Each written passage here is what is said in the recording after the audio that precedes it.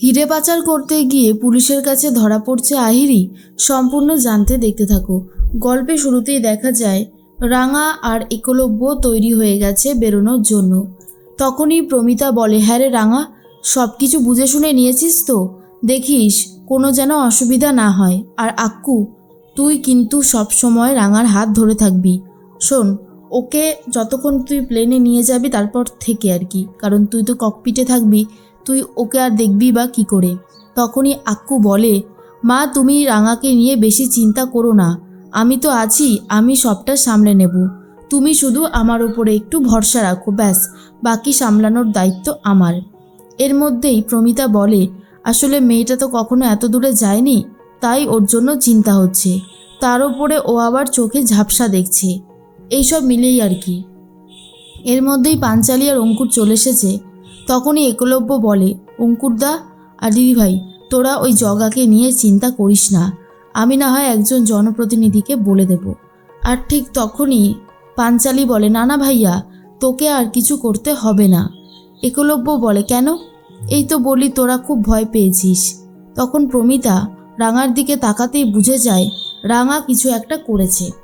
এরপর প্রমিতা রাঙাকে জিজ্ঞেস করে, রাঙা তুই ঠিক করে বল তো, তুই কি করেছিস? তোকে কিন্তু আমার খুব একটা সুবিধের লাগছে না। এরপর রাঙা বলে, না রে মা, আমি কিছু করিনি, আসলে আমি একটু ওকে বলেছিলাম যে নিজের বিজনেসে মন দিতে আর আমার দিদিভাইকে বিজনেস করতে দিতে, ব্যাস এইটুকুই, আমি আর কী বা বলতে পারি বলো তো। তখন একলব্য বলে, রাঙা আমার এই জিনিসগুলোই খুব একটা ভালো লাগে না, তুমি কিন্তু নিজের যত্ন নাও, ঠিক আছে? ভুলে যেও না, সামনেই তোমার আরও বড় কম্পিটিশন রয়েছে। চলো এবার তো আমরা বেরোবো। রাঙা তখন বলে, মা তোরা কিন্তু খুব সাবধানে থাকিস, আর যদি কোনো অসুবিধা হয় অবশ্যই আমাকে বলিস।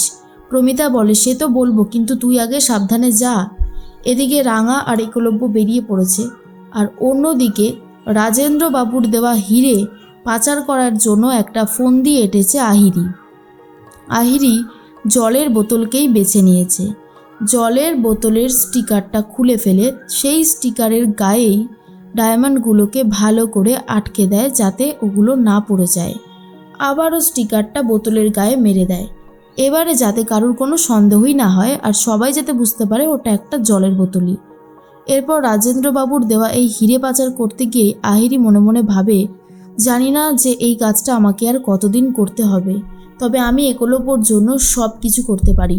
একলব্য আর আমি ভালো থাকতে চাই। এরপর রাঙা আর একলব্য তো চলে গেছে, গাড়িতে হর্ন বাজাতে থাকে। আহিরি ওপর থেকে নিচে দেখতে পায় গাড়ি চলে এসেছে নেওয়ার জন্য, আর রাঙাকে একলব্যর পাশে দেখে একদমই সহ্য করতে পারে না। তখনই একলব্য বলে, আরে আহিরি, এত দেরি করছো কেন? তাড়াতাড়ি চলো, আমাদেরকে তো পৌঁছতে হবে সময়ে। এরপর আহিরি বলে, আচ্ছা রাঙা, কেমন লাগছে তোমার আজকে? তুমি যাবে? তখন রাঙা বলে, আমার তো খুব ভালো লাগছে। এরপর আহিরি গাড়িতে উঠে পড়ে, সবাই মিলে পৌঁছে যাচ্ছে এয়ারপোর্টে। অন্যদিকে বাড়ির সবাই মিলে খেতে বসে পড়েছে। চিন্তা করতে থাকে প্রমিতা। তখন পাঞ্চালি বলে, আচ্ছা মা, তুমি এত চিন্তা করছো কেন, কি হয়েছেটা কি? তখনই প্রমিতা বলে, আসলে চিন্তা তো একটা থেকেই যায়, আমি এটাই ভাবছিলাম যে ওরা সাবধানে পৌঁছে গেছে কিনা। তখনই আহিরির কথাই বারবার ভাবছিল রাঙা, যে আহিরি দিদি উড়ানবাবুকে কতই না ভালোবাসে, আমার জন্যই সব কিছু কেমন একটা হয়ে গেছে, ভাবতেও কেমন যেন অবাক লাগে। এরপর এয়ারপোর্টে পৌঁছে যাওয়ার পরেই হঠাৎ করেই চলে এসেছে পুলিশ, আর বলে যে যেখানে দাঁড়িয়ে আছেন সে সেখানেই দাঁড়িয়ে থাকুন, এক পাও নড়বেন না। তখনই আহিরির ভয় লাগে, আর কারণ আহিরি বুঝতে পারে এবারই হয়তো সে ধরা পড়তে চলেছে। ঠিক সেই মুহূর্তেই একলব্য বলে, কি হয়েছে স্যার, আপনি এইভাবে সবাইকে এক জায়গায় দাঁড় করিয়ে দিলেন, এনি প্রবলেম? অফিসার বলে, আমাদের কাছে একটা খবর আছে, একজন স্মাগলার রাজেন্দ্র বলে, ও এখান থেকে হিরে পাচার করবে, আর সেই জন্যই আমরা এসেছি সমস্ত অপরাধীদেরকে ধরতে, কারা এই কাজটা করছে। তখন একলব্য বলে, স্যার তাহলে তাড়াতাড়ি করুন, আমাদের ফ্লাইট আছে, আজকে আমাদেরকে যেতে হবে। অফিসার বলে, কিছু করার নেই, হয়তো ক্যান্সেল হতে পারে আজকের ফ্লাইটটা, কিন্তু আমাকে এই কাজটা করতেই হবে। তখন অনেক যাত্রী অভিযোগ করতে থাকে, কারোর মিটিং আছে, কারোর ডাক্তার দেখানো আছে, কিন্তু অফিসার কারোর কোনো কথা শুনতেই চায় না। আহিরি ভাবে, এবার কি করব আমি? একবার ধরা পড়ে গেলে আমার কেরিয়ার নষ্ট হয়ে যাবে, আমাকে জেলে নিয়ে যাবে, একলব্যর সাথেও থাকা হবে না, কি করব? না না, ধরা পড়লে চলবে না, সাহস করে কিছু একটা করতে আমাকে হবেই। এর মধ্যে একলব্য বলে, স্যার আপনি তাড়াতাড়ি করুন। অফিসার বলে, দেখুন আমরা আমাদের কাজটা খুব ভালো মতন জানি, আপনি দয়া করে তাড়াহুড়ো দেবেন না। এদিকে প্রমিতা কোনো খবর পাচ্ছে না, তাই প্রমিতার চিন্তা হতে থাকে যে কোথায় গেল একলব্য আর রাঙা, একটা খবরও পর্যন্ত দিল না। তখনই সভ্য বলে, আচ্ছা মা, ওরা নিশ্চয়ই সিকিউরিটি চেকে রয়েছে বা অন্য কোনো প্রবলেমে রয়েছে, ওরা ঠিক ফোন করবে, তুমি চিন্তা করো না তো। তখনই বৃন্দা বলে, এই সুযোগে রাঙারও কিন্তু বেশ একটু ঘোরা হয়ে যাচ্ছে।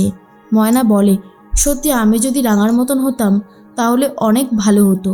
সাত্তকী বলে, হ্যাঁ, দুবেলা ভালো মতন খাবার খাচ্ছ, কোনো এক্সারসাইজ করে না, হাতির মতো হচ্ছে, আমার নাকি রাঙার মতন হবে। প্রমিতা বলে, তুই চুপ করবি? ময়না, তুমি ওর কথা ধরো না তো। এরপর অফিসার আহিরির ব্যাগ চেক করার অনুমতি দেয়, আর তখন লেডি কনস্টেবল আহিরির ব্যাগটা ভালো করে চেক করতে থাকে। তার মধ্যেই প্রমিতা ফোন করেছিল রাঙাকে, আর রাঙা প্রমিতার সাথে কথা বলে নিয়েছে।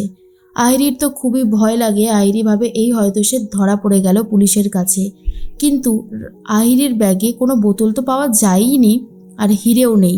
ঠিক সেই মুহূর্তেই তার পরবর্তী যে ছিল সে হচ্ছে রাঙা। রাঙার ব্যাগটা ভালো করে সার্চ করতে থাকে লেডি কনস্টেবল, আর বলে, স্যার পেয়ে গেছি। আসলে চালাকি করে আহিরি নিজের বোতলটা রাঙার ব্যাগে রেখে দিয়েছিল যাতে পুলিশ রাঙাকে ধরে। আর যেই না বোতলটা উদ্ধার করেছে, বোতলের স্টিকারটা যখনই খুলে ফেলে তখনই দেখতে পায় যে হিরেগুলো স্টিকারে আটকানো। আর এটা দেখার পরে একলব্য নিজেই চমকে গেছে, আর বুঝতে পারে না এটা কি করে সম্ভব, কারণ রাঙা যে এরকম অপরাধ করতে পারে না সেটা খুব ভালো মতনই জানতো একলব্য। আহিরি তখন বলে, দেখো একলব্য, রাঙার ব্যাগে এই হিরেগুলো পাওয়া গেছে।